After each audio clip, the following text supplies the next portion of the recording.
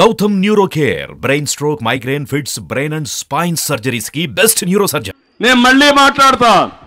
మెడ మీద కత్తి పెట్టి పోర్టులు రాయించుకుంటారు, ఎస్సీజెడ్లు రాయించుకుంటారు, ఆస్తులు రాయించుకుంటారు. అది ఇవ్వకపోతే మిమ్మల్ని చంపేస్తావనో లేకపోతే ఇంకోటి చెప్తారు. ఎంత దుర్మార్గులంటే ఒక్క విషయం మీరు ఆలోచించండి. మీ తాత ముత్తాత మీకు భూమి ఇచ్చారు, మీ తండ్రి మీకు భూమి ఇచ్చారు. ఆ పట్టాదారు పాస్బుక్ పైన ఎవరి బొమ్మ ఉంది తమ్ముళ్ళు? ఎవరి బొమ్మ? ఎవరి బొమ్మ? ఇతనేమన్నా మీ తాత తరపున బంధువా? మీ నాన్నమ్మ తరపున బంధువా? అంటే లెక్కలేనితనం. ఒక కరుడు గట్టిన నేరస్తుని మీరు చూడాలి, మీ పిల్లలు చూడాలి. అది మీ ఆస్తి. ఇంకో పక్క సర్వే చేశారు, సర్వే రాళ్ళు నాటారు. ఆ సర్వే రాళ్ల పైన ఎవరి ఫోటో ఉంది తమ్ముళ్ళు? ఇంట్లో ఈయన ముఖం చూడాలి, పాడు ముఖం. పొలం పోతే మళ్ళీ ఆయన ముఖమే చూడాలా, రోడ్డు మీదకి వస్తే ఆయన ముఖమే చూడాలా. ఏంటి అన్యాయం, ఏంటి అరాచకం? అందుకే నేను అడుగుతున్నా మిమ్మల్ని. ఇంకో పక్క కొత్త చట్టం ఒకటి తీసుకొచ్చాడు, భూరక్షణ చట్టం. ఇప్పుడే చాలా మంది ఆందోళన చేస్తున్నారు, నేను కూడా అట్ట గ్లాన్స్ చూసా. భూరక్షణ చట్టం వస్తే ఇంకా మీ ఆస్తి మీది కాదు. రాష్ట్రం మొత్తం జగన్మోహన్ రెడ్డిది ఆస్తి. ఆయన ఎవరికి రాసిస్తానంటే ఒకప్పుడు నిజాం ఉండేవాడు. నిజాం ఎవరికి రాసిస్తే వాడికే వరం. అందుకే హైదరాబాద్ మొత్తం భూముల విషయాల్లో చాలా డిస్ప్యూట్స్ ఉండేటివి. నేను ముఖ్యమంత్రిగా ఆంధ్ర ప్రాంతంలో భూ తగాదాలు తక్కువ.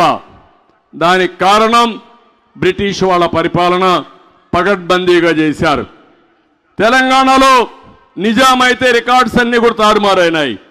ఈరోజు ఈ ముఖ్యమంత్రి వచ్చి మన రికార్డ్స్ అన్ని తారుమారు చేసే పరిస్థితికి వచ్చాడు.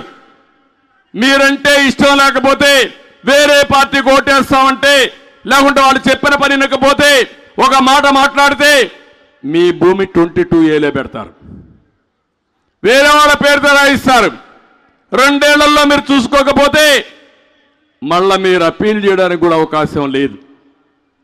ఎంఆర్ఓ లేదు, ఆర్డీఓ లేదు, అప్పీల్ జిల్లా కోర్టులో లేదు, హైకోర్టు పోవాలా.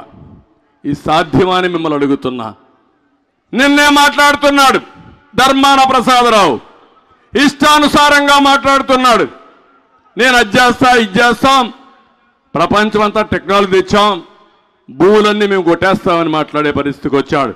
మీరేమీ చేయక్కర్లేదు, మా భూమి మాకుంటే చాలు, పాత వ్యవస్థలే బ్రహ్మాండంగా ఉన్నాయి.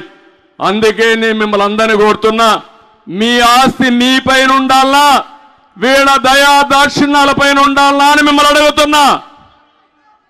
అర్థమైందా మీకని అడుగుతున్నా. నేను ఊరు చెప్తాను, మీరు కూడా ఆ చట్టాన్ని ఒకసారి చదవండి. అది భూరక్షణ కాదు, భూభక్షణ. ఇది ప్రమాదకరమైన చట్టం. ఈ చట్టం వస్తే ఎవ్వడికి రక్షణ లేదు. మన ఆస్తి మనది కాదు. ఈ ప్రభుత్వం వల్ల మన ఆడబిడ్డలకు కూడా రక్షణ ఉండే పరిస్థితి లేదని చెప్పి కూడా నేను మీకు తెలియజేస్తున్నా.